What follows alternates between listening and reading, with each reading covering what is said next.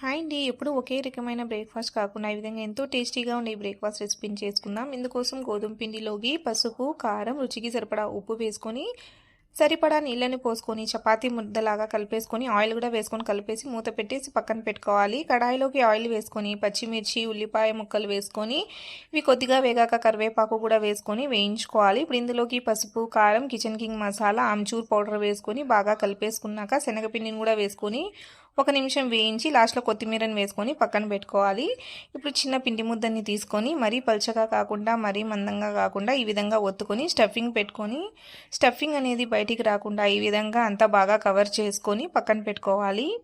Shallow fry కోసం oil అనేది బాగా వేడయ్యాక సరిపడా పెట్టేసుకొని ఒక నిమిషం పాటు మీడియం ఫ్లేమ్లో ఒక సైడ్ కాల్చుకోవాలండి. ఒక నిమిషం తర్వాత ఇంకొక వైపు టర్న్ చేసుకొని రెండు వైపులా మీడియం ఫ్లేమ్లో లైట్ గోల్డెన్ కలర్ వచ్చేంత వరకు ఫ్రై చేసుకొని తీసుకుంటే ఎంతో టేస్టీగా ఉండే మన బ్రేక్ఫాస్ట్ రెసిపీ రెడీ.